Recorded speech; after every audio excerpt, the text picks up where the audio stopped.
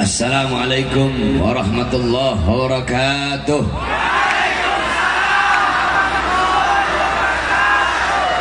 Bismillah wassalatu wassalam ala rasulillah Muhammad ibn Abdullah wa ala alihi wa sahbihi wa man wala. Wa ba'd, yang saya cintai, yang saya muliakan, para alim ulama, para habaib, para kiai, para asatid, para tuan-tuan guru, para tokoh masyarakat, para aparat pemerintah, wabil khusus segenap para pimpinan 20 Majelis Taklim Gabungan Kota Langsa, yang saya cintai, yang saya muliakan, segenap panitia peringatan Maulid Nabi besar Muhammad, yang saya cintai, yang saya muliakan, Bapak Wali Kota Kota Langsa beserta seluruh para hadirin hadirat, bapak-bapak, ibu-ibu, khususnya para pemuda-pemudi sekalian, umat baginda Nabi besar Muhammad yang selalu dimuliakan oleh Allah Subhanahu wa taala. Saudara-saudara sekalian yang dimuliakan oleh Allah, alhamdulillah, segala puji dan syukur kehadirat Allah Subhanahu wa taala. Dialah Allah Subhanahu wa taala yang maha besar, yang besar selain Allah kecil. Dialah Allah Subhanahu wa taala yang maha kaya, yang kaya selain Allah miskin. Dialah Allah yang maha kuat, yang maha perkasa, yang kuat, yang perkasa selain Allah lemah. Dialah Allah yang maha melihat, yang melihat selain Allah buta terhadap warna-warna yang tersembunyi, buta terhadap warna-warna yang jauh. Dialah Allah yang maha mendengar, yang mendengar selain Allah tuli terhadap suara-suara yang jauh dan suara-suara yang dekat akan menulikannya.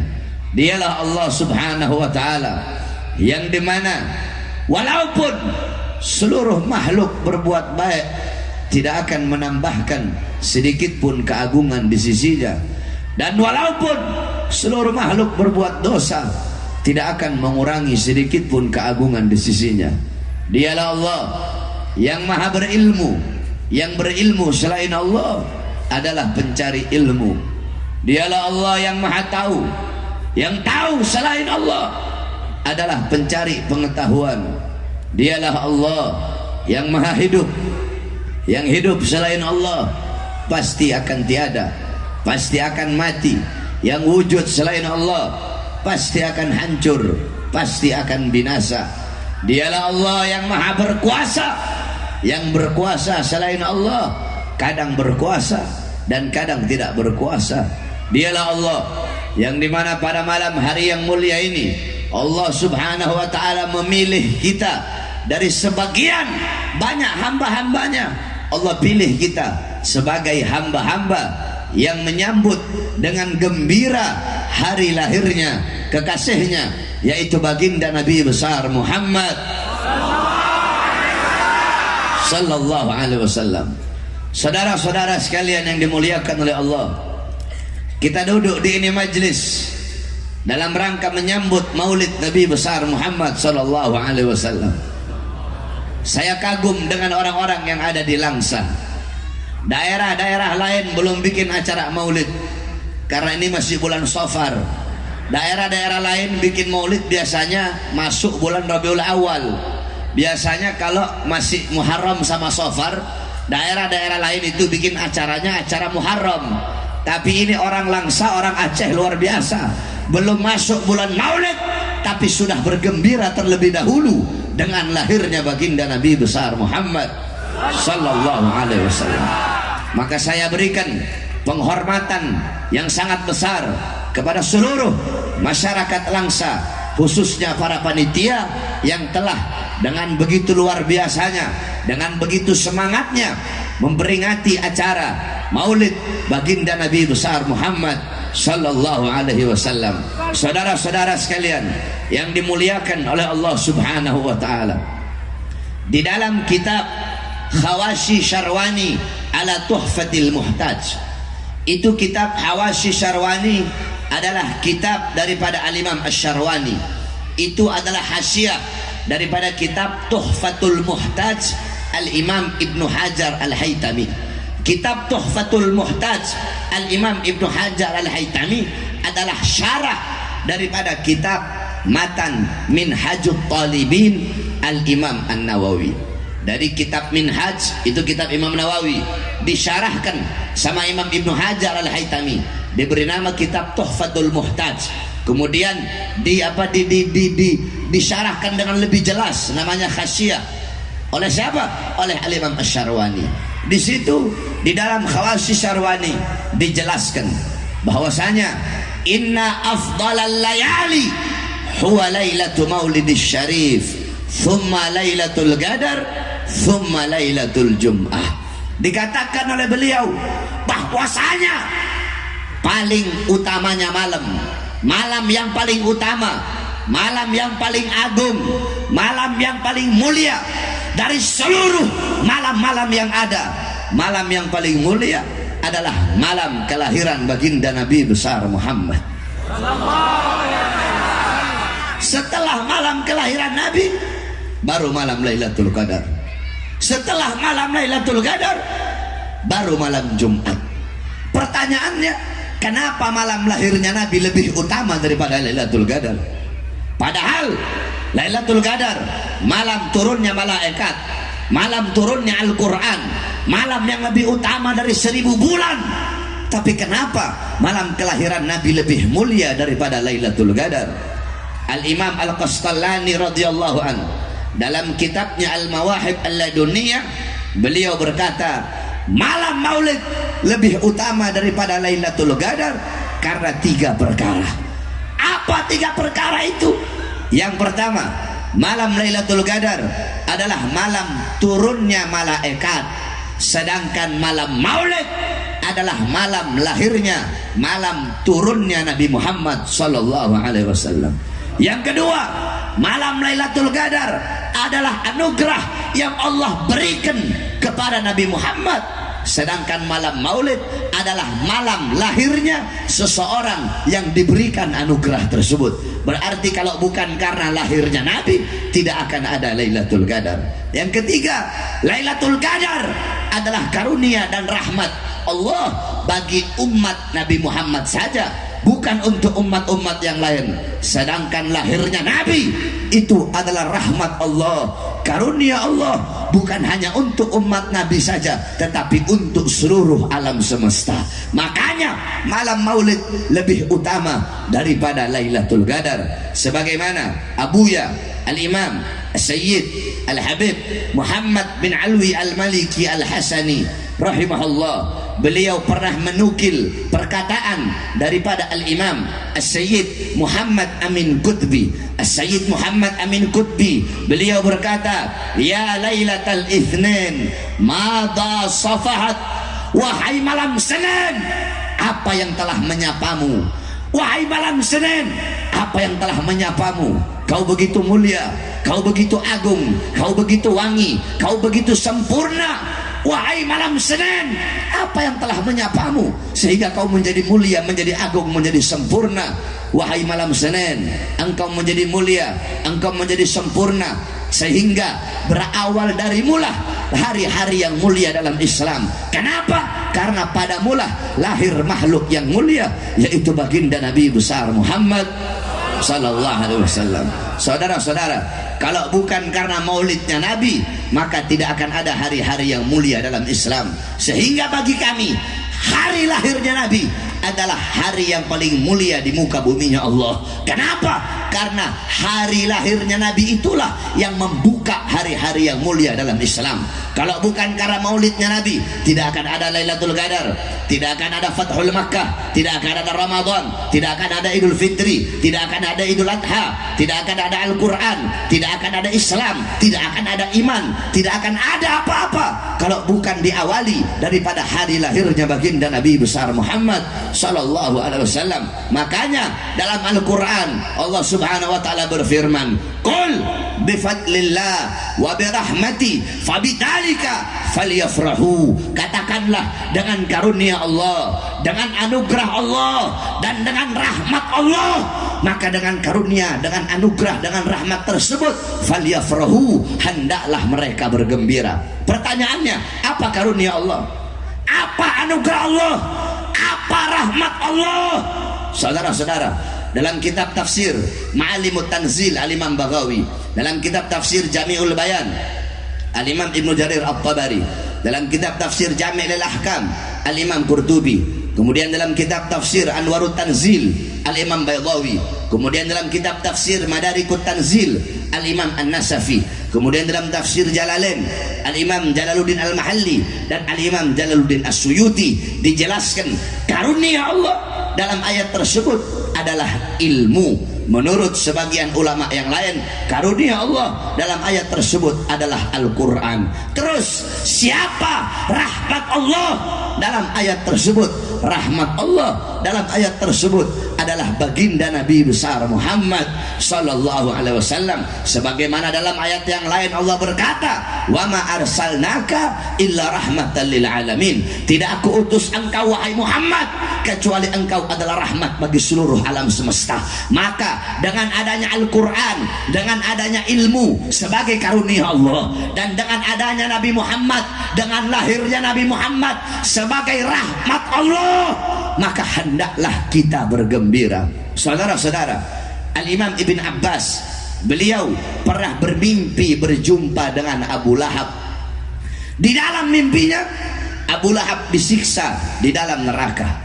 Akan tetapi setiap hari Senin dari selah-selah jari Abu Lahab itu keluar air sehingga dia bisa minum dari air tersebut. Maka Ibn Abbas bertanya, wahai Abu Lahab, kenapa Allah ringankan azab dan siksamu setiap hari Senin dari selah-selah jarimu keluar air?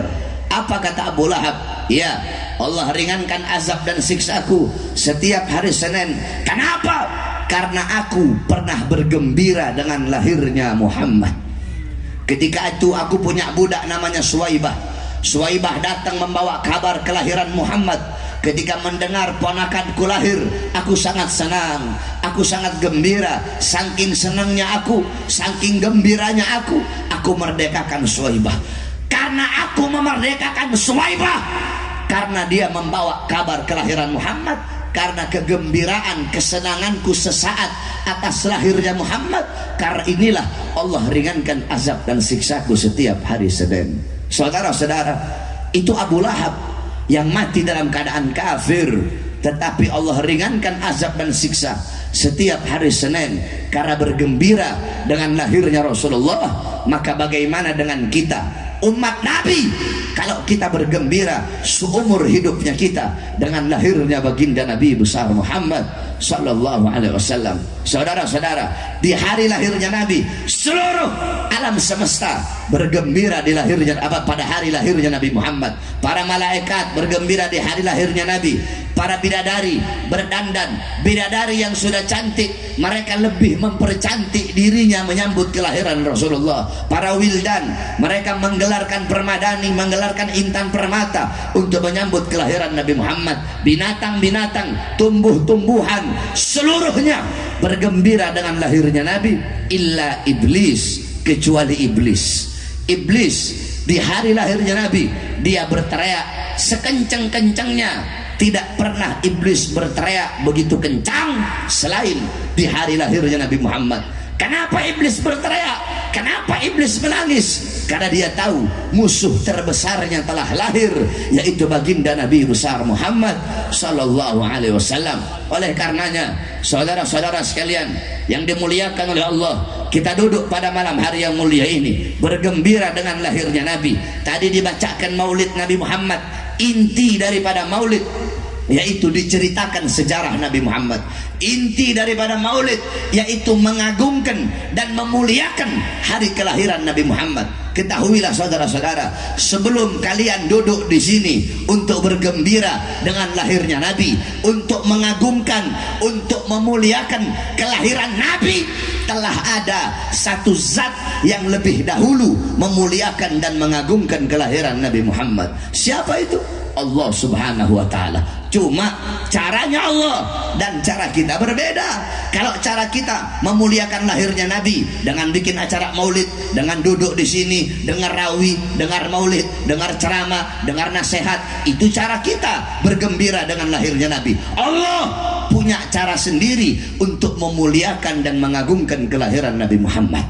Bagaimana cara Allah memuliakan dan mengagungkan hari lahirnya Nabi?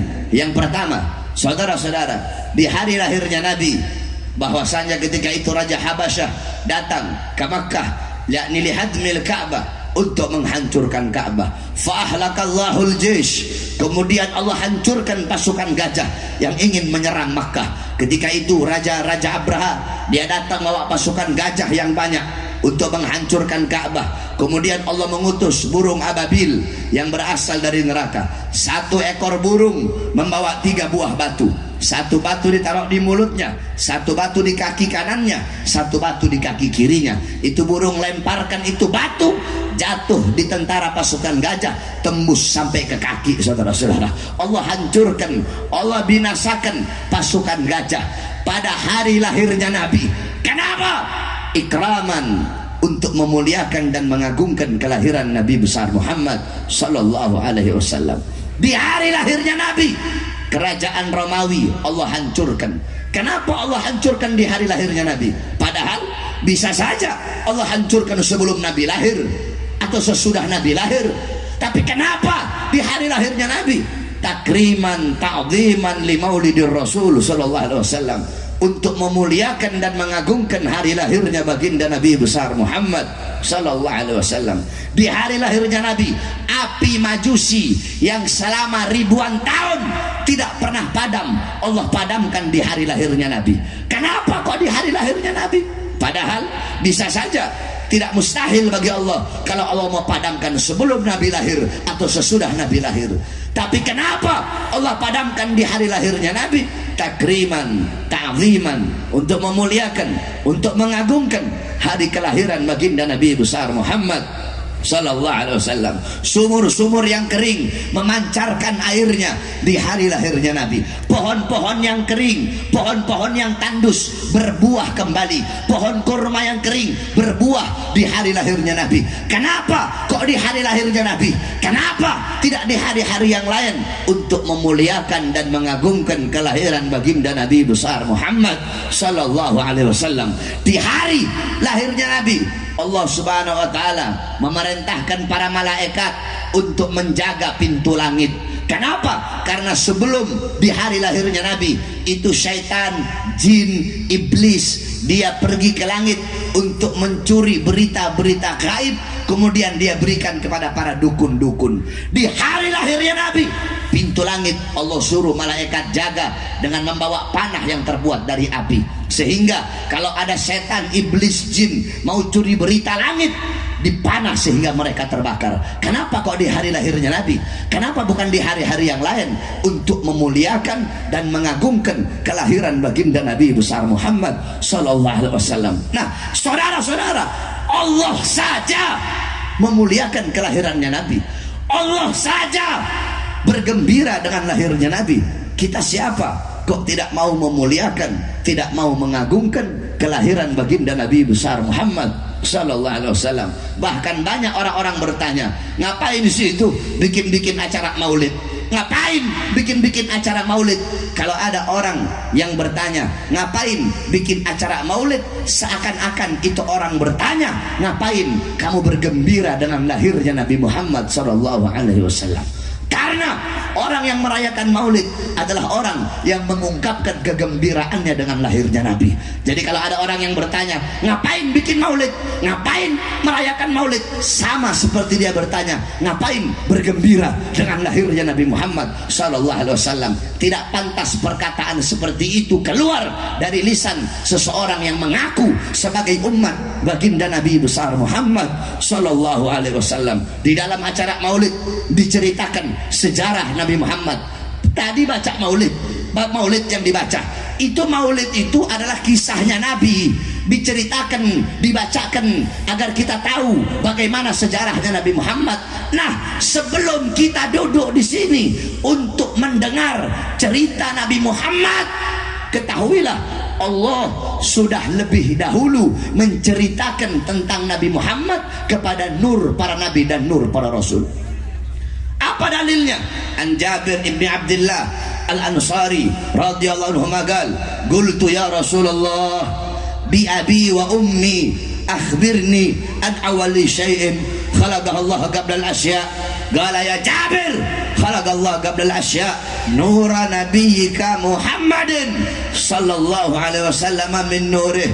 Dari Jabir bin Abdullah Al-Ansar, beliau bertanya kepada Rasulullah, ya Rasulullah, demi ayahku, demi ibuku, akhbirni, beritahu aku ya Rasulullah, sebelum Allah ciptakan apa-apa, siapa makhluk yang pertama kali diciptakan oleh Allah subhanahu wa ta'ala? Kemudian Nabi Muhammad menjawab, ya Jabir, innallaha khalaqa qabla al-asya. Wahai Jabir, sesungguhnya Allah telah menciptakan satu makhluk sebelum Allah ciptakan apa-apa. Belum ada sorga, belum ada neraka, belum ada langit, belum ada bumi, belum ada manusia, belum ada jin, belum ada syaitan, belum ada malaikat, belum ada khilman, belum ada wildan, belum ada lauhil mahfud, belum ada apa-apa. Yang ada hanya Allah subhanahu wa ta'ala. Siapa makhluk yang pertama kali diciptakan oleh Allah? Nura nabiyyika Muhammadin, cahaya kekasihmu, cahaya nabimu, yaitu cahaya baginda Nabi besar Muhammad. Khalaqa min nurih, yang Allah ciptakan dari cahaya Allah subhanahu wa ta'ala. Makhluk yang pertama kali diciptakan oleh Allah adalah cahaya Nabi Muhammad. Setelah Allah ciptakan cahaya Nabi, baru Allah ciptakan cahaya para nabi dan rasul yang lain. Allah ciptakan cahaya Nabi Adam, cahaya Nabi Nuh, Nabi Syed, cahaya Nabi Adam, Nabi Syed, Nabi Allah Nuh, Nabi Idris, Nabi seluruh para nabi. Setelah Allah ciptakan cahaya para nabi, Allah jejerkan cahaya para nabi dan cahaya para rasul. Setelah Allah jejerkan, Allah suruh mereka berbaris. Kemudian Allah perintahkan cahaya Nabi Muhammad untuk lewat di atas cahaya para nabi dan cahaya para rasul. Ketika cahaya Nabi Muhammad lewat, tiba-tiba mereka, cahaya para nabi dan cahaya para rasul, bertanya, ya Allah, cahaya siapa yang barusan itu lewat? Kenapa cahayanya begitu terang? Cahayanya menyilaukan pandangan mata kami. Apa kata Allah? Hadza nur habibi Ahmad ismuhu fis sama, Muhammad ismuhu fil ard, huwa akhirul anbiya wa imamur rasul, ahlaquhul Quran. Kata Allah, ini adalah cahaya kekasihku. Ahmad namanya di langit, Muhammad namanya di bumi. Dia adalah akhir para nabi, dia pemimpin para rasul, akhlaknya adalah Quran. Allah menceritakan kisah Nabi Muhammad, Allah menceritakan siapa itu Nabi Muhammad di hadapan cahaya para nabi dan cahaya para rasul. Jadi sebelum kita duduk di sini untuk mendengarkan kisah Nabi Muhammad, cahaya para nabi dan cahaya para rasul telah lebih dahulu mendengar siapa itu Nabi Muhammad, dan tidak ada yang lebih baik bercerita dan berkata selain daripada Allah subhanahu wa ta'ala. Allah ceritakan kepada mereka siapa itu baginda Nabi besar Muhammad. Makanya jangan heran kenapa para nabi, para rasul, mereka itu sudah tahu, mereka telah mengenal siapa Nabi Muhammad. Walaupun sebelum Nabi Muhammad diutus, mereka sudah mengenal siapa itu Nabi Muhammad SAW. Makanya kata Nabi apa? Ana awwaluhum fil khalaq wa akhirahum fil ba'ts. Aku adalah yang pertama kali dalam penciptaan dan aku yang terakhir kali dalam pengutusan. Para nabi, para rasul, mereka semua telah mengenal siapa Nabi Muhammad SAW. Contoh Nabi Adam alaihissalam. Nabi Adam Allah turunkan di India. Siti Hawa Allah turunkan di Jeddah, iblis Allah turunkan di Basrah, Nabi Adam Allah turunkan di India, di bawah kaki gunung Himalaya. Selama ratusan tahun Nabi Adam bertaubat kepada Allah, belum Allah terima taubatnya. Ketika Nabi Adam berada di kota Mekah, baru Allah terima taubatnya. Kenapa Allah terima taubat beliau? Karena beliau membawa nama baginda Nabi besar Muhammad sallallahu alaihi wasallam.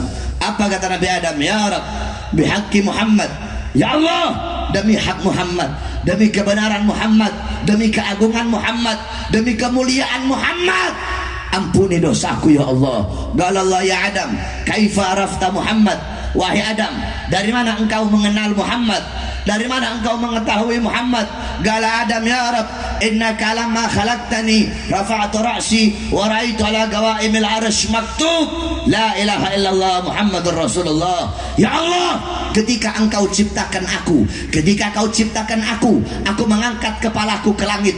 Apa aku mengangkat kepalaku? Aku melihat di tiang-tiang arsy, di dinding-dinding arsy, di tiang-tiang sorga tertulis kalimat la ilaha illallah Muhammad Rasulullah. Dari sinilah aku tahu tidak mungkin engkau meletakkan nama makhluk di samping namamu, kecuali pasti makhluk itu makhluk yang sangat berarti di sisimu, kecuali makhluk itu makhluk yang paling engkau cintai. Makanya aku bawa nama Muhammad dalam pertaubatanku kepadamu dengan harapan agar engkau menerima taubatku. Apa kata Allah? Shadaqta ya Adam.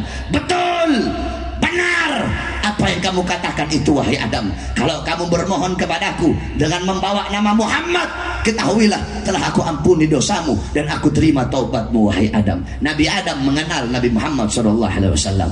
Nabi Musa beliau naik ke atas Tur Sina, naik ke atas bukit Sina, bermohon kepada Allah, ya Allah, aku ingin melihat cahayamu, ya Allah, aku ingin melihat zatmu. Apa kata Allah? Wahai Musa, kau tidak akan sanggup, kau tidak akan kuat wahai Musa. Ketahuilah antara diriku dengan hamba-hambaku ditutupi dengan 70.000 hijab, 70.000 penghalang yang menutupi antara diriku dengan hamba-hambaku. Al-Imam Ghazali menjelaskan, setiap penghalang Allah ciptakan dari cahaya, dari air, dan dari kegelapan. Di dalam penghalang Allah ada suara air.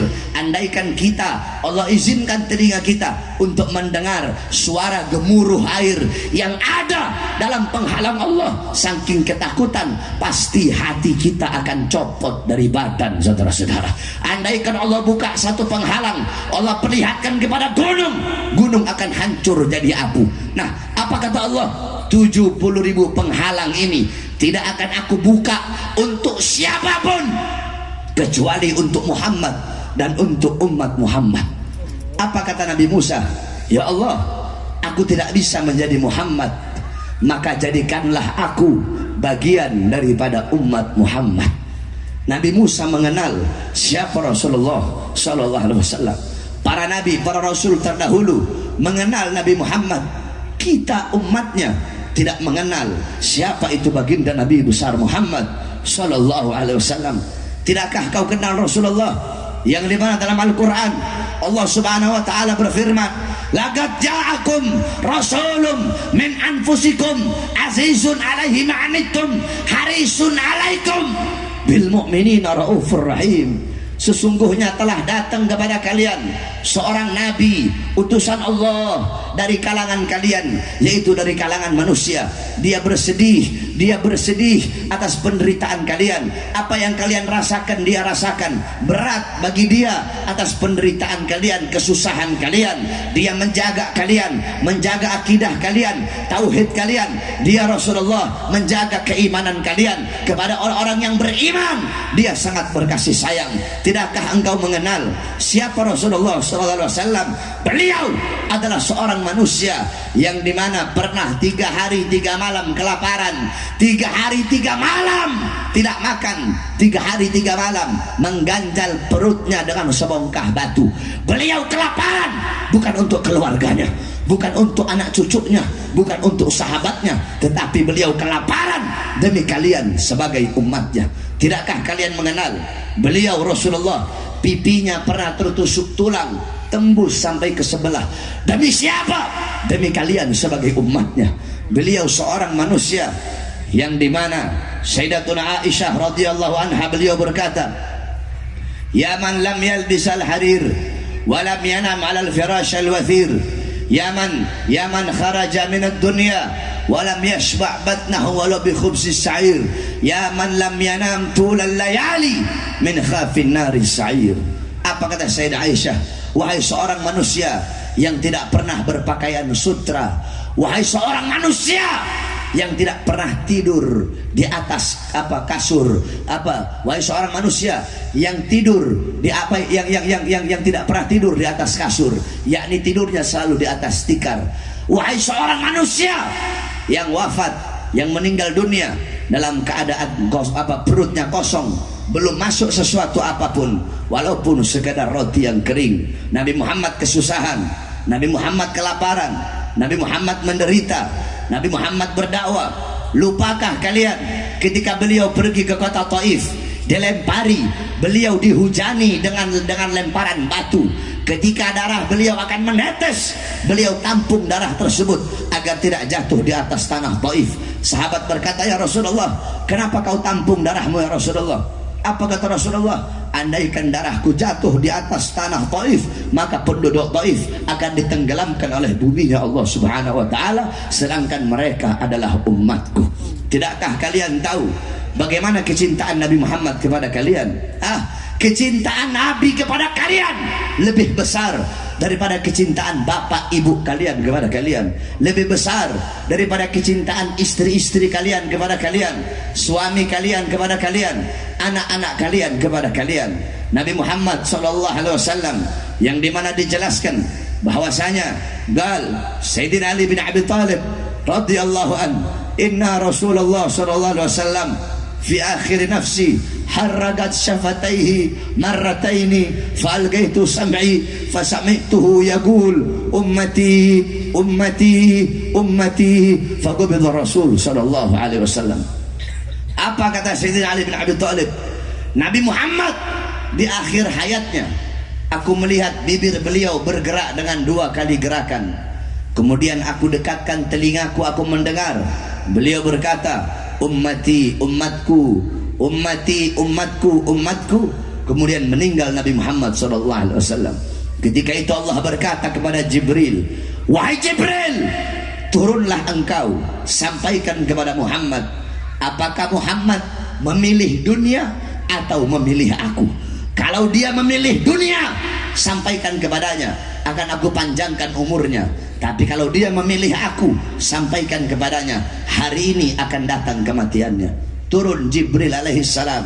Ketika itu Rasulullah berada di atas kasur sedang dalam keadaan sakit di rumah Sayyidatuna Aisyah. Apa kata Jibril? Ya Rasulullah, Tuhanmu memberikan kepadamu 2 pilihan. Apakah kau akan memilih dunia atau memilih Allah Subhanahu wa taala?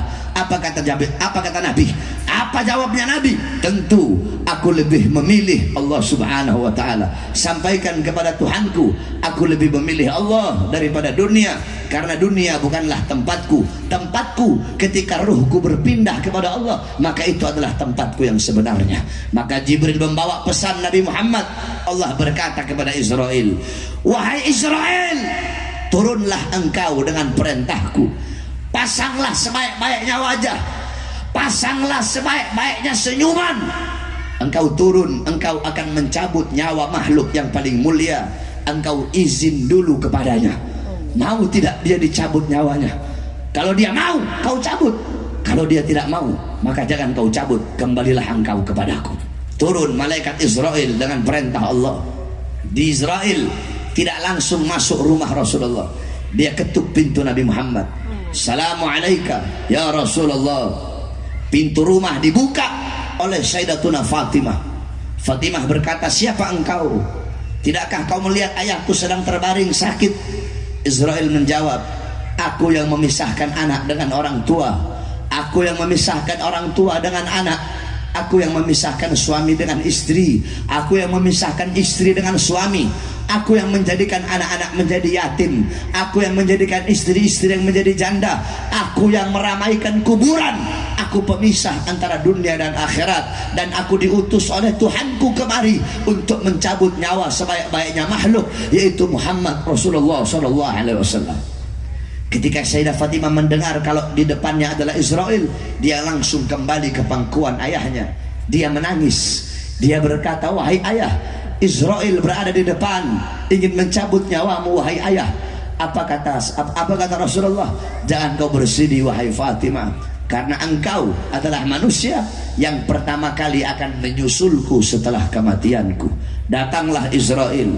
Ketika Israel datang ditemani oleh Jibril, ketika akan dicabut oleh Israel, Nabi Muhammad berkata, ya Khalili Jibril, wahai kekasihku Jibril, aku belum puas meninggalkan umatku kalau Allah belum memberikan jaminan kepada umatku. Pergi Jibril menghadap Allah. Ya Allah, kekasihmu belum puas, kekasihmu minta jaminan untuk umatnya. Apa kata Allah? Fa'auhallahu ta'ala ala Jibril, basyirhu ya Jibril, innal jannah muharramatun alal umam qabla an tadkhuluha ummatuh. Wahai Jibril, sampaikan kepada Muhammad, jaminan dariku, sorga aku haramkan untuk dimasuki oleh siapapun sebelum sorga dimasuki oleh umat Muhammad. Ini jaminan dariku. Nabi Muhammad pada saat detik terakhir nafasnya tidak memikirkan nasibnya. Yang beliau fikirkan nasib kalian sebagai umatnya. Akhirnya dicabutlah nyawa makhluk yang mulia tersebut. Dicabut nyawa Rasulullah. Ketika nyawa tersebut sampai di betis, Nabi berkata, apakah seperti ini rasa sakit sakratul maut? Kemudian Allah subhanahu wa ta'ala memerintahkan kepada seluruh malaikat yang ada di langit untuk turun ke bumi, untuk menyampaikan kepada Rasulullah bahwasanya telah diangkat kesusahannya ketika sakratul maut, dan disampaikan kepada Muhammad bahwasanya sakratul maut itu lebih sakit daripada ditancapkan ribuan pedang. Kemudian Nabi Muhammad berkata, apakah rasa sakit seperti ini juga yang nanti akan dialami oleh umatku ketika sakratul maut? Apa jawab Israel? Iya ya Rasulullah, rasa sakit seperti ini, bahkan lebih sakit dari ini ya Rasulullah. Nabi Muhammad mengusap pipinya, ada air sebuah cawan di samping, beliau letakkan tangannya di cawan yang berisi air itu, kemudian beliau usapkan itu air di muka beliau. Kemudian beliau mengangkat tangan. Doa terakhirnya Nabi Muhammad SAW, doa yang menutupi kepergian Rasulullah SAW. Apa doa beliau? Allahumma khaffif ala ummati fi sakratil maut, Allahumma khaffif ala ummati fi sakratil maut wa thaqqil alayya. Ya Allah, ya Rabb, ringankanlah, permudahkanlah sakratul maut umatku dan beratkanlah untukku. Ya Allah, ya Rabb, aku menanggung sakratul maut umatku. Berikan rasa sakit mereka, berikan beban penderitaan sakratul maut umatku ya Allah. Umatku tidak akan kuat, umatku tidak akan sanggup. Biar aku nabi mereka, aku pemimpin mereka, aku penanggung jawab mereka. Biar aku menanggung seluruh rasa sakit sakratul maut umatku ya Allah. Jangan kau berikan rasa sakit sakratul maut kepada umatku ya Allah. Apa yang telah kau berikan untuk Rasulullah? Apa yang telah kau korbankan untuk Nabi Muhammad? Nabi Muhammad berjuang mati-matian, pagi, siang, sore, malam berdakwah, berdarah. Demi siapa? Demi kalian. Agar apa? Agar iman sampai, agar Islam sampai, agar takwa sampai, agar syariat Islam sampai, agar masjid sampai, agar ulama sampai, agar Al-Quran sampai, agar ilmu, amal, adab, warok sampai, ikhlas sampai, takwa sampai, amar ma'ruf sampai, jihad sampai, nahi mungkar sampai kepada kalian. Itu semua berkat perjuangan Rasulullah. Tetapi setelah itu semua sampai, malah kalian sia-siakan, malah kalian campakkan. Kalian lebih berat kepada urusan dunia daripada urusan-urusan yang menggembirakan hati baginda Nabi besar Muhammad sallallahu alaihi wasallam. Oleh karenanya, Saudara-saudaraku sekalian yang dimuliakan oleh Allah Subhanahu wa taala, dengan adanya acara Maulid yang mulia ini, maka jadilah kita umat Nabi yang bisa menggembirakan Nabi Muhammad. Dengan apa? Dengan mengikuti syariatnya, dengan taat kepada aturan-aturannya, dengan mengikuti sunnah-sunnah daripada baginda Nabi besar Muhammad. Jangan engkau jauh dari ulama, jangan engkau jauh dari orang-orang saleh. Kenapa? Karena para ulama itu adalah pewaris daripada keilmuan baginda Nabi besar Muhammad sallallahu alaihi wasallam. Nabi Muhammad tidak mewariskan harta, pangkat, jabatan, tahta, kekuasaan. Bukan itu warisannya Nabi. Warisannya Nabi adalah ilmu yang dibawa oleh para ulama. Oleh karenanya, jangan engkau jauh dari ulama, jangan engkau jauh dari orang-orang saleh. Tinggalkan perbuatan dosa, tinggalkan perbuatan maksiat. Tuba liman kana targud dunya qabla an taraktah wa bana gabrahu qabla an yadkhulah wa arda rabbahu qabla an yalqah. Sungguh beruntung, sungguh berbahagia bagi orang-orang yang meninggalkan dunia sebelum dunia yang meninggalkannya. Apa maksudnya meninggalkan dunia? Tinggalkan perbuatan dosa, tinggalkan perbuatan maksiat, tinggalkan perbuatan-perbuatan yang dilarang oleh Allah Subhanahu wa taala. Kita orang-orang sekarang sibuk dengan urusan dunia, sibuk dengan urusan harta. Pagi, siang, sore, malam cari uang. Pagi, siang, sore, malam cari harta. Pagi, siang, sore, malam melayani dunia. Pagi, siang, sore, malam jadi budak-budak dunia. Kamu bersungguh-sungguh mencari sesuatu yang telah dijamin oleh Allah, tetapi sorga yang belum dijamin, kamu tidak sungguh-sungguh untuk mencarinya. Kebalik, urusan akhirat yang belum dijamin, harusnya kita bersungguh-sungguh. Urusan dunia, rizki yang telah ditanggung oleh Allah, harusnya biasa-biasa saja. Oleh karenanya, tinggalkan dunia. Sebelum apa? Sebelum dunia yang meninggalkan kita. Maksudnya apa? Sebelum mati, saudara-saudara. Wabana gabrahu qabla an yadkhulah. Sungguh beruntung bagi orang-orang yang membangun kubur sebelum mereka memasukinya. Apa maksudnya bangun kubur? Maksudnya membangun kubur bukan berarti menggali kubur, tetapi siapkan bekal-bekal untuk kau bawa ke dalam kubur.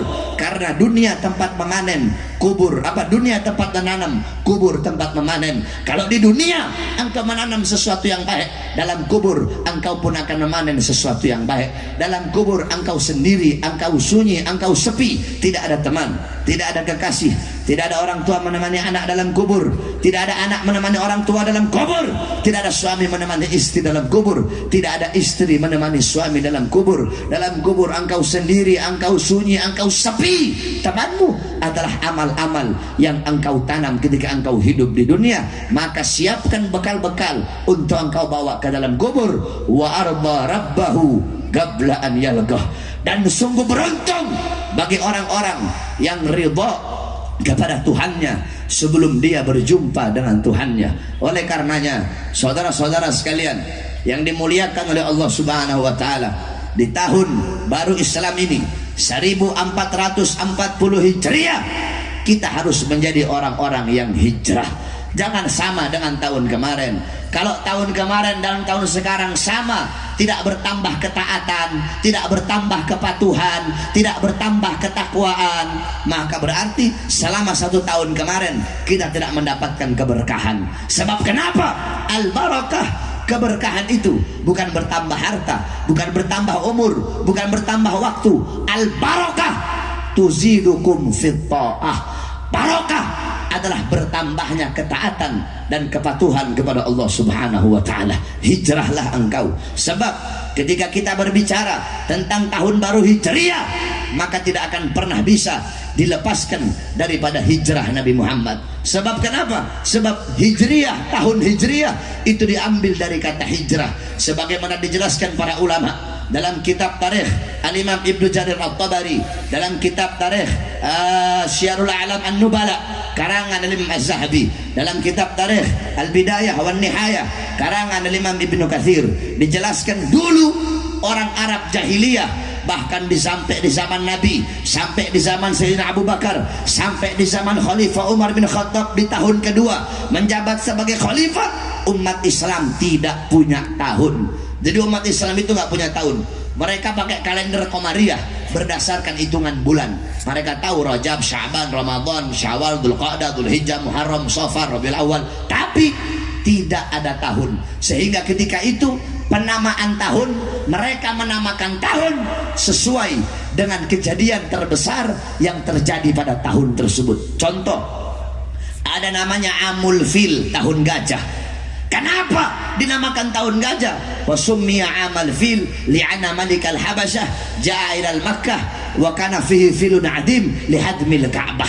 Dinamakan tahun gajah karena pada tahun tersebut Raja Habasyah datang ke Mekah menghancurkan Ka'bah, membawa pasukan gajah yang besar. Sepanjang tahun kejadian terbesar adalah datangnya pasukan gajah. Makanya tahun tersebut dinamakan tahun gajah. Ada namanya Sanatul Izni, tahun izin. Kenapa dinamakan tahun izin? Karena pada tahun tersebut Nabi Muhammad diizinkan untuk hijrah. Ada namanya Sanatul Amri, tahun perintah. Kenapa dinamakan tahun perintah? Karena pada tahun tersebut Nabi Muhammad diperintahkan untuk memerangi orang-orang musyrik. Ada namanya Sanah Tajdidul Ka'bah, tahun renovasi Ka'bah. Kenapa dinamakan tahun renovasi Ka'bah? Karena kejadian terbesar sepanjang tahun itu Mekah banjir, sehingga Ka'bah ada beberapa bagiannya yang rusak, kemudian diperbaharui dan diperbaiki. Begitu terus setiap tahun dengan nama yang berbeda-beda. Sanatul Zilzal, Sanatul Zalazil, Sanatul Tamhis, terus sampai di zaman Khalifah Umar bin Khattab. Ketika Khalifah Umar bin Khattab menjabat sebagai khalifah di tahun kedua, ketika itu beliau menulis surat kepada Abu Musa al-Ash'ari yang isi suratnya, innahu yu'tina min amiril mu'minin kitaban maktubun fihi Sya'ban walam nadri ayu syai'in na'mal huwa Sya'banul madi, Sya'banul an atau Sya'ban istiqbal. Kata-kata apa dalam kitab beliau Abu Musa al-Ash'ari berkata, sesungguhnya didatangkan kepada kami sebuah tulisan yang berasal dari Amirul Mukminin Umar bin Khattab. Dalam tulisan tersebut, dalam surat tersebut tertulis bulannya bulan Sya'ban, tapi kami tidak tahu apa yang harus kami lakukan. Apakah Sya'ban tahun kemarin, Sya'ban tahun sekarang, atau Sya'ban tahun depan? Karena tidak ada tahunnya ketika itu, hanya tulis Sya'ban. Nggak tahu Sya'ban tahun kemarin, Sya'ban tahun sekarang, atau Sya'ban tahun depan. Ketika Sayyidina Umar mendengar tersebut, beliau berkata apa? Du'u linnas syai'an li'arifunahu. Letakkan bagi manusia sesuatu yang dimana dengan sesuatu itu manusia bisa mengenal. Maksudnya apa? Bikin kalender, bikin tahun buat umat Islam. Fa istasyara Umar ma'al ashab. Kemudian Sayyidina Umar bin Khattab bermusyawarah dengan para sahabat. Ketika beliau bermusyawarah, ada sahabat yang usul, tetapkan tahun umat Islam mulai dari lahirnya Nabi Muhammad. Ada lagi yang usul, tetapkan tahun umat Islam mulai dari wafatnya Nabi Muhammad. Ada lagi yang usul, tetapkan tahun umat Islam mulai dari Nabi Muhammad diangkat menjadi nabi. Dari sekian banyak usulan, usulan yang diterima adalah usulan Sayyidina Ali bin Abi Thalib. Apa usulan beliau? Usulan beliau, tetapkan tahun bagi umat Islam mulai dari kita meninggalkan negeri berhala. Maksudnya apa? Maksudnya mulai dari hijrah, yaitu hijrah dari Makkah ke Madinah. Maka ditetapkanlah tahun Hijriyah, diambil dari hijrahnya baginda Nabi besar Muhammad SAW. Itu adalah asal usul peletakan dan penamaan daripada tahun Hijriyah. Makanya ketika berbicara tentang tahun baru Islam, tidak bisa dilepaskan daripada hijrahnya Nabi Muhammad SAW. Pertanyaannya, apa itu hijrah? Hijrah, para ulama berbeda pendapat tentang hijrah. Al-Imam Suyuti beliau berkata al-hijrah intiqal an syai' ila syai'. Al-Imam Qurtubi berkata al-hijrah intiqal min mawdi' ila mawdi' wa qasdu tarkil awal itharan litsani. Al-Imam Mujahid berkata al-hijrah tarku diyarahum in khafal fitnah wal i'tidari fi dzatillah. Terlalu panjang kalau saya mau jelaskan dan saya artikan. Intinya saja, sebenar-benarnya makna hijrah adalah yang disampaikan oleh baginda Nabi besar Muhammad sallallahu alaihi wasallam. Apa hijrah menurut Nabi? Al-muhajir man hajara ila ma nahallahu anhu. Orang-orang yang berhijrah adalah orang-orang yang meninggalkan apa-apa yang dilarang oleh Allah Subhanahu wa taala, meninggalkan perbuatan dosa, meninggalkan perbuatan maksiat. Allah larang mabuk, kamu tidak mabuk, kamu tinggalkan mabuk, berarti kamu orang yang berhijrah. Allah larang zina, kamu tinggalkan zina, berarti kamu orang yang berhijrah. Allah larang makan riba, kamu tidak makan riba, maka kamu orang yang berhijrah. Allah larang korupsi, Allah larang mencuri, Allah larang terima menyuap atau menerima suap, kamu tidak terima itu, kamu tidak melakukan itu, maka kamu orang yang berhijrah. Setiap orang yang meninggalkan perbuatan dosa, maka orang tersebut disebut orang yang berhijrah kepada Allah Subhanahu wa taala. Makanya di tahun baru Islam 1440 Hijriah ini, ayo kita hijrah. Hijrah dari apa? Hijrah dari kebodohan menuju kepintaran. Hijrah dari apa? Dari keterburukan menuju kebangkitan. Hijrah dari apa? Dari malas ibadah menuju giat dan rajin beribadah kepada Allah. Hijrah dari apa? Hijrah dari perbuatan maksiat menuju perbuatan taat. Hijrah dari apa? Hijrah dari perbuatan dosa menuju pintu pengampunan dan taubat. Hijrah dari apa? Hijrah dari presiden lama menuju 2019 ganti presiden.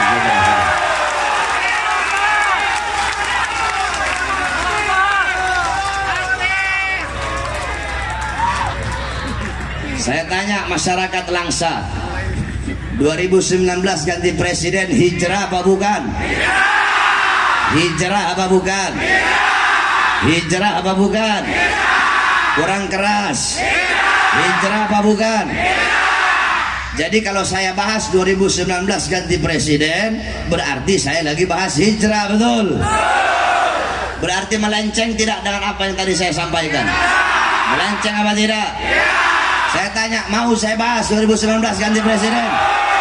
Mau saya bahas 2019 ganti presiden, namanya apa? Namanya apa? Itu namanya hijrah. Hijrah dari apa? Hijrah dari pemimpin lama menuju pemimpin baru. Hijrah dari presiden yang kalau berkata suka berdusta menuju presiden yang berkata jujur. Itu namanya hijrah dari presiden yang dimana kalau diberi amanat dia khianat. Hijrah berpindah menuju presiden yang kalau diberi amanat dia tidak khianat. Itu namanya hijrah dari presiden yang kalau berkata, kalau berjanji suka mengingkari menuju presiden yang kalau berkata tidak, apa yang kalau berjanji tidak pernah diingkari. Itu namanya Sebelum saya bahas tentang itu, saya ingin kemukakan 3 pendapat, saudara-saudara. Orang Aceh, orang Langsa, kamu perhatikan betul-betul apa 3 yang ingin saya sampaikan ini agar kamu tidak salah mengartikan. Yang pertama, yaitu makalah daripada Al-Imam Abu Aswad Ad-Du'ali. Masyarakat Langsa tahu siapa Abu Aswad Ad-Du'ali? Siapa? Abu Aswad Ad-Du'ali itu pengarang ilmu nahwu. Al-Imam Abu Aswad Ad-Du'ali, beliau pernah berkata, apa kata beliau? Al-muluk hukamun 'alan nas. Para raja, para penguasa, para pemerintah, polisi, tentara, RT, RW, lurah, camat, bupati, wali kota, gubernur, menteri, presiden, mereka yang mengatur negara, mengatur masyarakat, mengatur rakyat. Terus siapa yang mengatur mereka? Al ulama hukamun 'alal muluk. Para ulama, para ustadz, para kiai, para tuan-tuan guru, mereka lah yang bisa mengatur para pemerintah dan para penguasa, saudara-saudara. Jadi yang namanya kiai, yang namanya ulama itu ngatur pemerintah, bukan ulamanya diatur sama pejabat, saudara-saudara.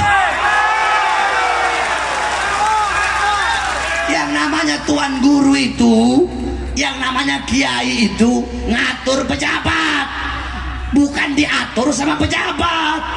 Yang namanya kiai ngatur presiden, bukan diatur sama presiden, bukan. Sampai-sampai dijelaskan khiyarul muluk alladzina ya'tunal ulama.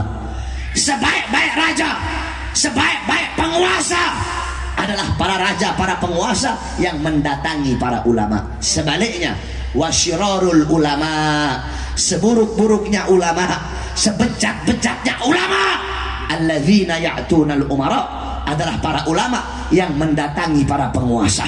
Ulama yang mendatangi pejabat bihaqiyatul dunia, dengan tujuan mencari dunia, cari harta, cari pangkat, cari jabatan, cari kursi, cari kekuasaan.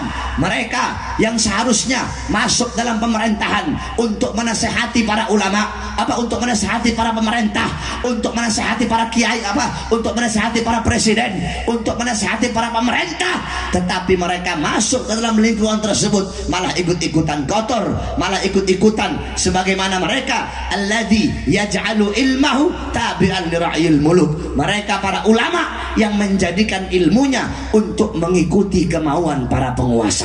Penguasa bilang A, mereka akan cari-cari dalil, padahal mereka tahu ini A salah, A ini salah, tetapi mereka akan cari dalil. Untuk apa? Untuk membenarkan yang salah daripada penguasa, untuk menghalalkan yang haram daripada yang salah tersebut, untuk menghakkan yang batil daripada penguasa tersebut. Oleh karenanya, intinya besok pada 2019 hanya ada dua pilihan, saudara-saudara. Yang pertama yaitu kiai pilihan presiden, ulama pilihannya presiden. Yang kedua, presiden pilihannya ulama.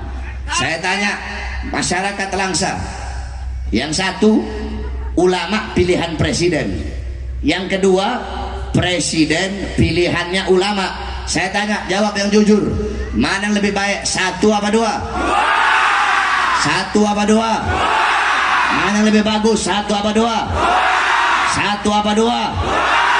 Satu adalah ulama pilihan presiden, dua adalah presiden pilihan ulama. Mana yang harus dipilih, satu apa dua?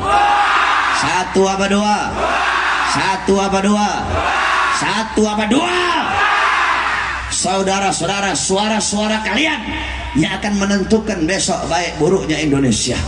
Suara-suara kalian yang akan menentukan apakah besok Indonesia akan mendapatkan pemimpin yang adil atau pemimpin yang zalim. Dan kalau kalian salah dalam memilih pemimpin, maka suara kalian akan dimintai pertanggungjawaban oleh Allah Subhanahu wa taala. Oleh karenanya, saudara-saudara sekalian, jikalau kalian semua ingin Indonesia menjadi negara yang baik, negara yang jaya, negara yang makmur, negara yang sejahtera, sejahtera rakyatnya, sejahtera bangsanya, sejahtera ekonominya. Jikalau kalian ingin Indonesia menjadi negara yang tidak menyerahkan sejengkal tanahnya pun kepada negara-negara asing, menjadi negara yang dimana tidak membiarkan perusahaan-perusahaan asing merampok, mencuri kekayaan alamnya. Kalau kalian ingin negara Indonesia menjadi negara yang tidak tunduk kepada Amerika, tidak tunduk kepada Cina, menjadi negara yang merdeka dari sambilan naga, menjadi negara yang disegani oleh negara-negara asing. Jikalau kalian ingin Indonesia menjadi negara yang menjunjung tinggi nilai-nilai Islam, menjunjung tinggi ayat suci di atas ayat konstitusi, jikalau kalian ingin Indonesia ke depan menjadi negara yang melindungi seluruh agama, Islamnya, Kristennya, Hindunya, Budanya, menjadi negara yang melindungi seluruh suku, bangsa dan rakyatnya, menjadi negara yang memperlakukan seluruh agama, suku, budaya yang ada di Indonesia dengan seadil-adilnya, hukumnya tajam di atas dan tajam di bawah. Jikalau engkau ingin Indonesia menjadi negara yang dimana baldatun thayyibatun wa rabbun ghafur, kalau ini yang kalian inginkan, maka tidak ada jalan lain, tidak ada cara lain. Kalian para kepala-kepala keluarga harus kalian jadikan rumah-rumah tangga kalian. Kalian para tokoh-tokoh masyarakat, jadikan desa kalian, kampung kalian, kota kalian, kalian para ulama, para tuan guru, jadikan pondok pesantren kalian, majelis taklim kalian, masjid kalian, musola kalian, lahan dakwah kalian, panggung-panggung ceramah kalian. Jadikan itu semua sebagai posko-posko yang memenangkan calon yang diusung ulama, yaitu Prabowo dan Sandiaga Uno, saudara-saudara. Saya tanya masyarakat Langsa 2019, masyarakat Langsa 2019 ganti presiden atau tidak? Ganti presiden atau tidak? Ganti presiden atau tidak? Ganti presiden atau tidak? Masyarakat Langsa kurang keras. Ganti atau tidak? Ganti atau tidak? Loh Beb, kenapa ya? Presiden pendusta, presiden pembohong, presiden pemberi janji palsu, presiden pengkhianat, presiden kacung-kacung asing, presiden kacung partai, presiden yang hidup senang, hidup kenyang di saat rakyat susah, di saat rakyat kelaparan, di saat rakyat menderita, di saat rakyat pengangguran. Presiden seperti itu harus diganti dengan presiden yang lebih baik, saudara-saudara. Allahu Akbar, Allahu Akbar, Allahu Akbar. Saudara-saudara, sebelum jadi presiden keluar masuk gorong-gorong, sebelum jadi presiden naik turun becak, sebelum jadi presiden keluar masuk pasar, sebelum jadi presiden berkata, oh saya kalau ada yang demo silahkan, nanti saya suruh masuk ke istana, saya ajak makan bareng. Giliran 4.11, tragedi 4.11, umat Islam, jutaan umat Islam datang di depan istana presiden meminta keadilan darinya, malah dianya lari, dianya kabur. Pengecut, saudara-saudara. Sebelum jadi berjanji kepada rakyat, rakyat tertipu dengan kesederhanaannya, rakyat tertipu dengan kepolosannya. Memang sih mukanya polos, mukanya deso, mukanya sederhana, pakaiannya sederhana. Tahu-tahu BBM naik, betul, listrik naik, yang susah tambah susah, yang miskin tambah miskin, yang menderita tambah menderita, yang makmur orang asing, yang makmur perusahaan asing. Kita pribumi Indonesia menjadi budak di tanah air kita sendiri, saudara-saudara. Banyak rakyat susah.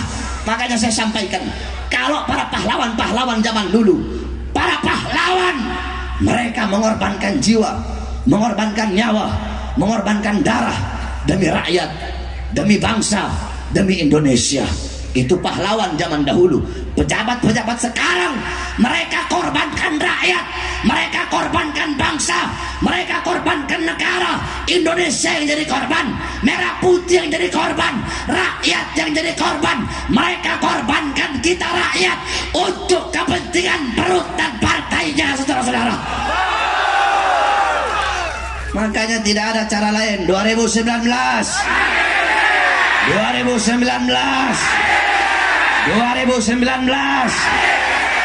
tanya masyarakat Aceh, khususnya masyarakat Langsa, 2019 mau pilih Jokowi apa tidak? Tidak.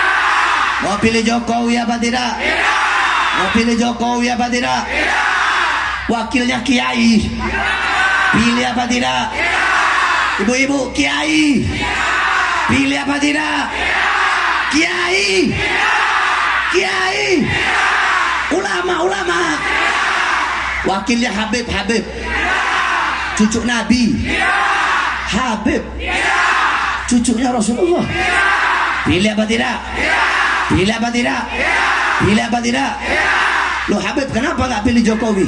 Jokowi kan wakilnya Kiai. Hei, siapapun wakilnya, siapapun, setinggi apapun ilmunya, mau ustadz, mau kiai, mau tuan guru, mau syekh, mau abuya, semulia apapun garis keturunannya, semulia apapun nasabnya, mau habib, mau sayyid, mau syarif, kalau mereka diusung oleh partai-partai pendukung penista agama, maka kita sebagai umat harus kita tenggelamkan, saudara-saudara. Allahu Akbar, Allahu Akbar. Kalau ada yang tanya dalilnya gampang. Kalau ada yang tanya, loh kenapa nggak pilih Jokowi? Kan wakilnya ulama. Bilang di dalam kitab Tasbitul Fuad. Kitab apa? Kurang keras. Kitab apa? Dalam kitab Tasbitul Fuad karangan Al-Habib Abdullah bin Alwi Al-Haddad, ya itu panjang. Itu di akhir beliau jelaskan, idza taghayyara ar-ru'us taghayyara al-mar'us. Ya, semua ikut saya. Idza taghayyara ar-ru'us taghayyara al-mar'us. Kalau pimpinannya berubah, maka yang dipimpin pun akan berubah. Pimpinannya rusak, yang dipimpin pun akan rusak. Saya tanya, partai yang mengusung mereka berdua partai apa? Ayo jangan takut. Masa orang Aceh takut? Setahu saya orang Aceh itu berani-berani. Kalau ada orang Aceh takut, diragukan Acehnya itu. Bukan orang Aceh itu kalau penakut itu. Jawab yang keras, saya tanya, partai apa? Partai apa? Partai apa? Partai apa? Partai yang selama ini menyudutkan Islam, partai apa? Partai yang mengkriminalisasi Habib Rizik, partai apa? Partai yang di dalamnya menjadi sarang PKI, partai apa? Partai apa? Ketuanya siapa? Ketuanya siapa? Jangan takut, ketuanya siapa? Ketuanya siapa? Ketuanya bagus apa rusak? Bagus apa rusak? Bagus apa rusak? Ketuanya udah rusak, pimpinannya udah rusak. Mau siapapun yang diangkat mereka, saya kasih tahu sama kamu, calon, ya, calon itu kacung partai. Calon itu mutabe, pengikut. Pengikut siapa? Pengikut roisahnya, pengikut emaknya. Emak bilang A, emak bilang A, walaupun A itu berlawanan dengan keyakinannya, berlawanan dengan hatinya, berlawanan, tetap mereka bakal enggak mak, bakal nurut sama emaknya. Satu contoh, nggak usah jauh-jauh. Kamu tahu Kapitra? Kapitra tahu? Pengacara Habib Rizik. Itu Kapitra dulu bela Habib Rizik mati-matian. Bela mati-matian. Begitu diangkat oleh PDI menjadi calon legislatif, apa namanya? Caleg dari Dapil Riau, ya. Di Kapitra dulu pengacara Habib Rizik diangkat oleh PDI jadi caleg Dapil Riau, langsung berubah 9.999 derajat melawan Habib Rizik, saudara-saudara. Itu satu contoh. Orang dekat saja bisa berubah gara-gara diangkat oleh partai yang tidak benar. Betul? Oleh karena saya tanya, 2019 masyarakat Aceh 2019 mau ganti presiden atau tidak?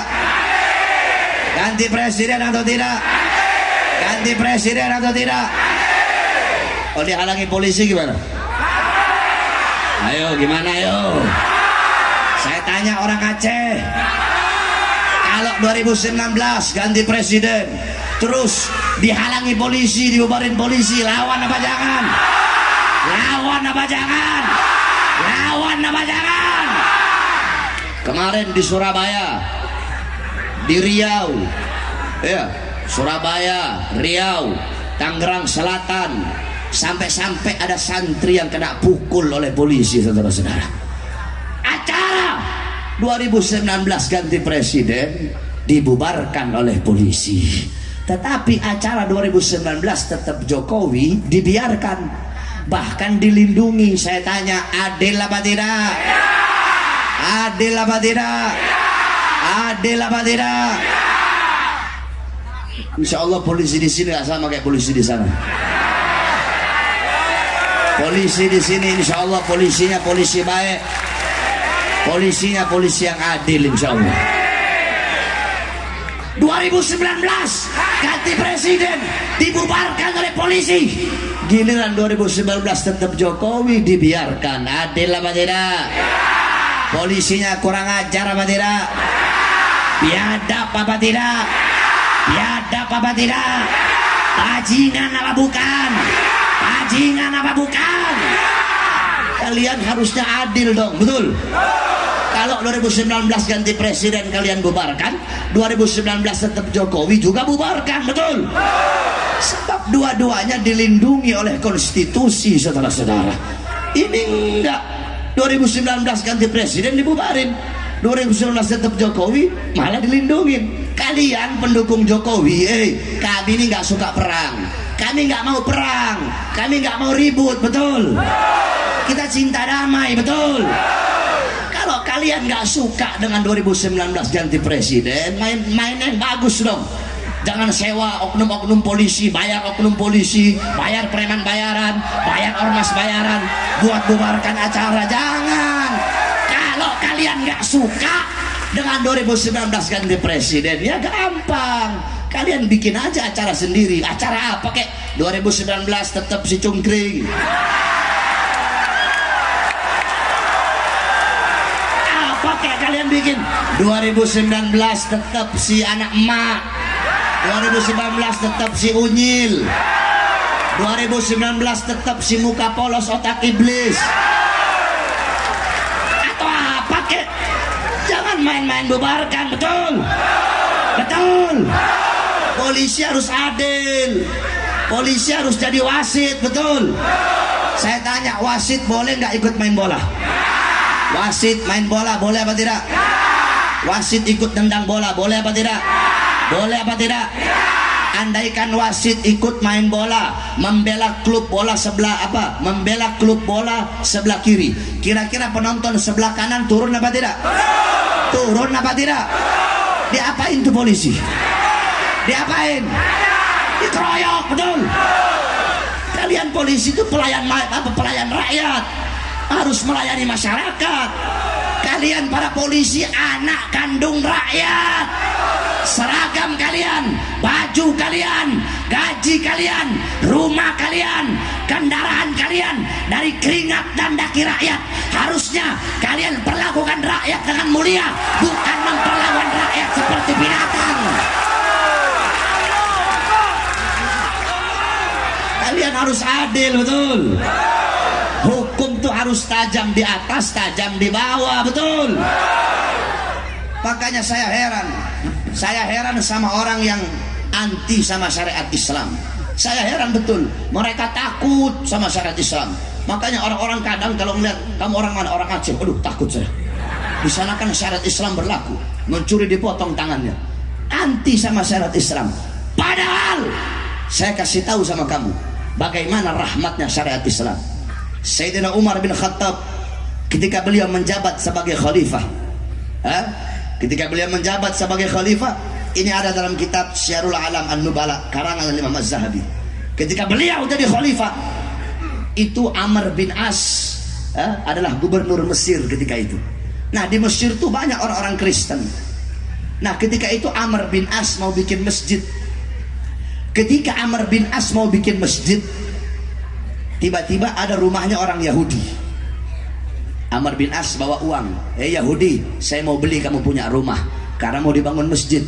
Katanya Yahudi, ini satu-satunya rumah peninggalan orang tuaku, tidak akan saya jual berapapun kamu mau bayar. Marah Amr bin As. Kata Amr bin As apa?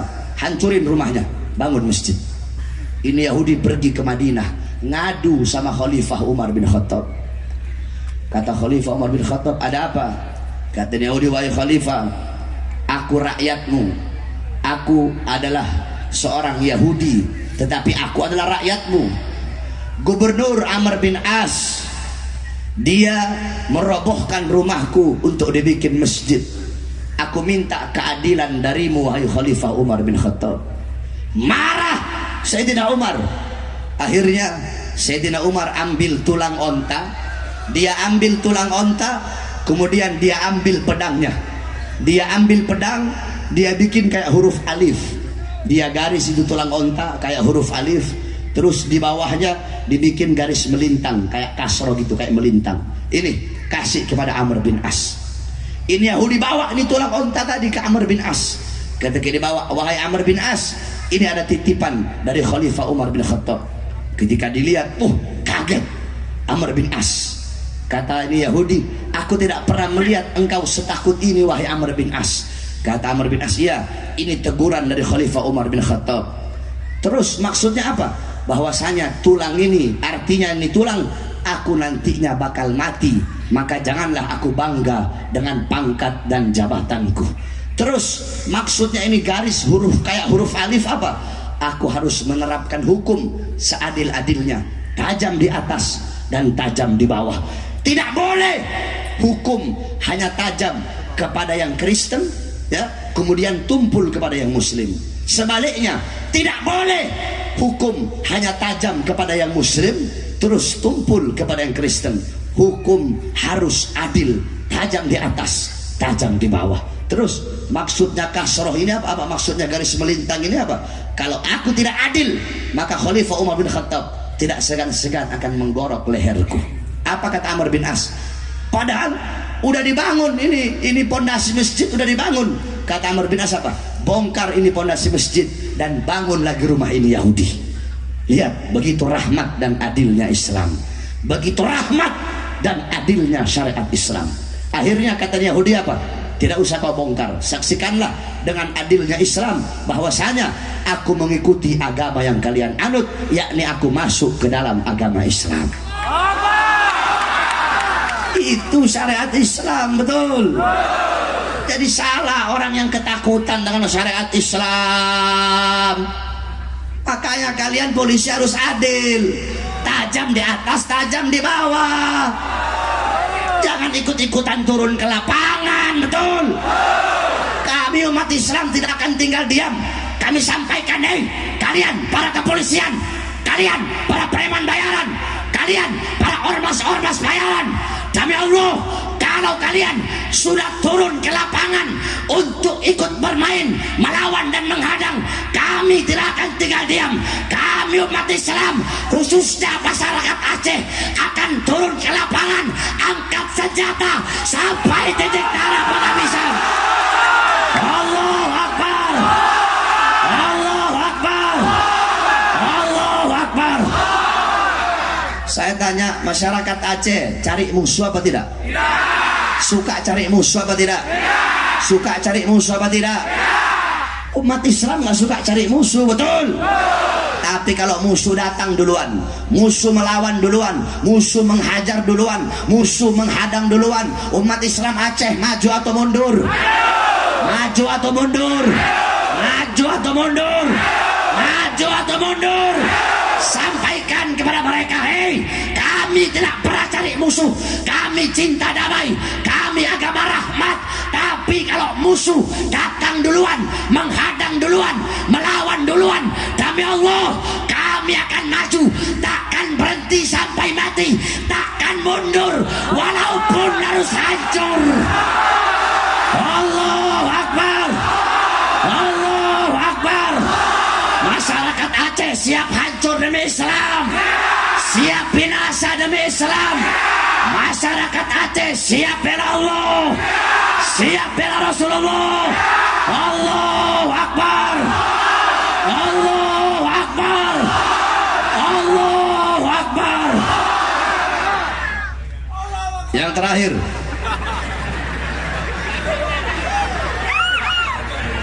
sebelum saya tutup, saudara-saudara, kita tidak akan membiarkan kezaliman dari manapun kezaliman itu datang, betul? Betul? Kita tidak akan menyalahkan yang benar walaupun kebenaran itu datangnya dari musuh, betul? Ada musuh nih kita nggak suka, tapi dia berbuat yang benar, maka kebenaran yang dia perbuat tidak akan kita salahkan, tapi akan kita benarkan, betul? Ada sahabat nih, sahabat berbuat salah, kesalahan yang ia lakukan juga tidak akan kita benarkan. Betul? Jadi kebenaran walaupun datangnya dari musuh akan kita benarkan. Kesalahan walaupun datangnya dari orang dekat kita tetapi akan kita salahkan. Betul? Ini namanya adilnya Islam. Oleh karenanya kami sampaikan kepada Bapak Prabowo Subianto dan Sandiaga Uno melalui hasil ijtima ulama 2 kemarin, bahwasanya kami nurut, kami tunduk dan taat kepada para ulama-ulama kami, khususnya yaitu guru kami, imam besar kami Al-Habib Muhammad Rizik bin Hussein bin Syihab, yang dimana saudara-saudara hasil dari ijtima ulama kemarin, umat Islam pada 2019 nanti akan memenangkan Prabowo Subianto dan Sandiaga Uno.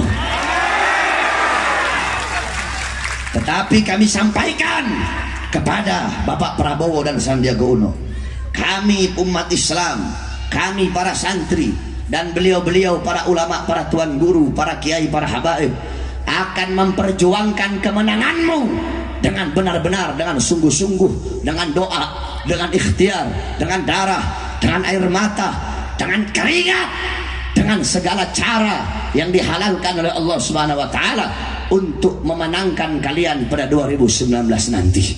Dengan izin Allah kalian menang. Amin. Kita menang. Amin. Amin.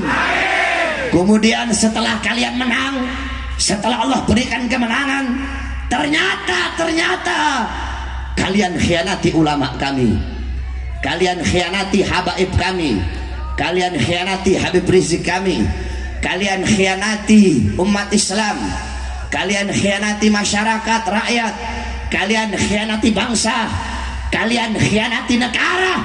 Demi Allah, kami yang naikkan kalian berdua, kami juga yang akan turunkan saudara-saudara. Allahu Akbar, Allahu Akbar, Allahu Akbar. Terakhir terus dari tadi.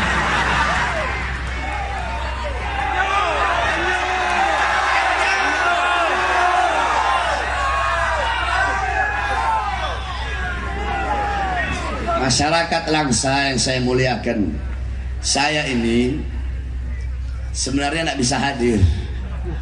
Semalam itu anak saya dirawat di rumah sakit, bayi umur 6 bulan, masuk rumah sakit dirawat sampai sekarang.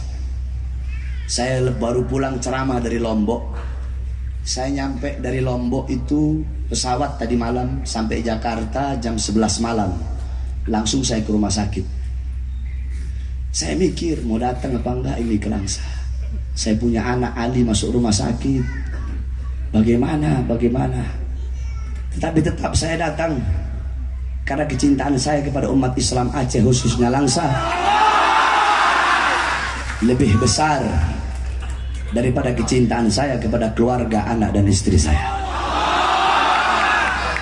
Oleh karenanya terakhir yang ingin saya sampaikan, biasanya saya itu kalau habis ceramah besoknya panitia didatengin sama polisi.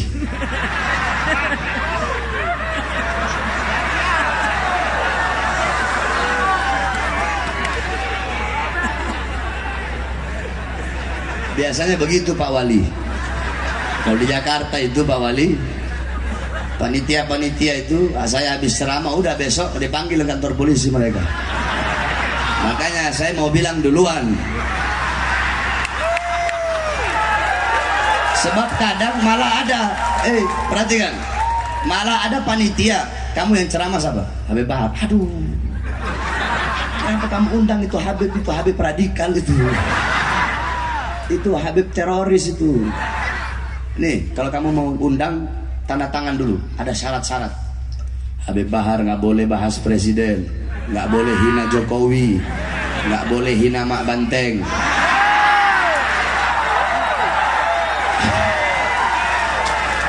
nggak boleh ceramahnya keras-keras. Oh, polisi mau atur-atur saya ceramah? Kalau polisi mau atur-atur saya ceramah, Jangan suruh saya ceramah, suruh polisinya naik ceramah di atas sini, sudah. Orang ceramah mau diatur-atur, saya ini tidak bisa diatur. Dulu pernah ada satu jenderal polisi, saya tidak sebut namanya. Ini jenderal datang ke satu Habib, saya juga nggak sebut namanya ini Habib. Ini jenderal bilang, Habib, tolong Habib, nasihatin Habib Bahar itu. Tolong jangan suruh keras-keras Habib. Apa katanya Habib? Kamu tahu jenderal, yang bisa nasihatin dia belum ada di muka bumi. Belum Allah ciptain. Maksudnya apa? Saya sudah capek kasih nasihat sama dia, gak ada yang dia dengar. Apalagi ini polisi-polisi mau nasihatin saya, mau suruh lembek-lembek. Kalau mau ngatur-ngatur saya ceramah, suruh mereka naik di atas panggung ceramah, jangan saya. Oleh karena yang saya sampaikan kepada bapak-bapak polisi langsa yang terhormat, tapi saya yakin polisi sini gak sama kayak polisi di sana. Polisi di sini pro kepada Islam, pro kepada ulama. Tapi andaikan kan ada juga yang begitu. Gak semua polisi itu juga baik. Andaikan bapak-bapak polisi mau teror panitia, mau ancam panitia, mau tanya-tanya panitia, mau tangkap panitia, jangan teror mereka, jangan ancam mereka, jangan tangkap mereka. Kalau mau ancam, mau teror, mau tangkap, mau penjarakan, ancam, teror, tangkap dan penjarakan, saya Bahar bin Smith, saya tanggung jawab dunia akhirat, saudara-saudara. Makanya saya wasiatkan, saya sampaikan kepada kamu semua, wahai para pemuda-pemudi Aceh, wahai para Aceh, wahai pemuda-pemudi Aceh, di dalam darah kalian mengalir darah-darah pejuang Muslim Aceh. Wahai para pemuda-pemudi Aceh, saya sampaikan kepada kalian, jikalau satu saat nanti saya ditangkap, saya dipenjara, saya diracun, saya diculik, saya dipotong-potong, saya dihilangkan, atau saya dibunuh, berjanjilah, bersumpahlah kalian, wahai pemuda-pemudi yang dalam darah kalian mengalir darah para pejuang Aceh, jikalau satu saat nanti saya ditangkap, saya dipenjara, saya diasingkan, saya dicincang, saya diracun, saya dibunuh karena menyampaikan kebenaran, maka berjanjilah demi Allah, jangan pernah kalian padamkan api-api perjuangan yang selama ini telah kami nyalakan. Allahu Akbar, Allahu Akbar, Allahu Akbar. Umat Islam Aceh siap sampaikan kebenaran, siap melawan kebatilan, siap menghancurkan kezaliman, siap binasa demi Islam, siap hancur demi Islam, siap hancur demi Indonesia, siap mati demi merah putih, siap berdarah, siap tidak tunduk kepada kebatilan, siap hancur demi Islam, siap binasa demi Indonesia. Allahu Akbar, Allahu Akbar, Allahu Akbar. Hidup Islam, hidup Islam, Indonesia merdeka, merdeka, merdeka. Hidup Aceh Darussalam, hidup Aceh, hidup Aceh. Allahu Akbar, Allahu Akbar, Allahu Akbar. Mudah-mudahan Allah berikan kepada umat Islam, Allah berikan Indonesia pemimpin yang adil, pemimpin yang baik, yang taat, yang patuh kepada Allah. Allah menangkan presiden pilihan ulama, Allah menangkan Prabowo Sandi pada 2019. Amin ya rabbal alamin. Allahumma inna nas'aluka khairal as'alah wa khairal du'a wa khairal najah wa khairal amal wa khairal hayat wa khairal mamat wa thabbitna wa dzakil mawadana wa haqiq imana wa anta maulana fansur 'alal qaumil kafirin, fansur 'alal qaumil zalimin wa 'alal qaumil munafiqin wal fasikin wal fajirin Ya Rabbana syarifna wa karribna bi ru'yati Sayyidina al-Mustafa wa sallallahu ala Sayyidina Muhammad wa ala alihi wa sahbihi wa barik wa sallam. Alhamdulillah Rabbil Alamin.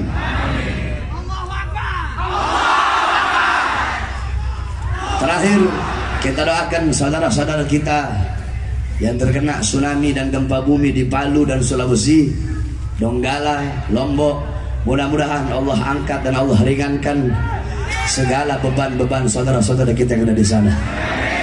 Amin ya rabbal alamin. Ala hadhihi niyyah wa ala kulli niyatin salihah wa ila hadratin nabi sirril fatihah.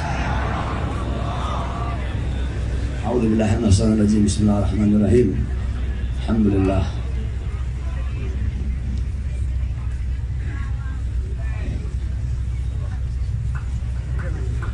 Saya mau nanya sama orang-orang sini, Lamno itu jauh dari sini Lamno. Katanya perempuannya cantik-cantik di Lamno. Matanya biru-biru katanya. Ada di sini yang matanya biru.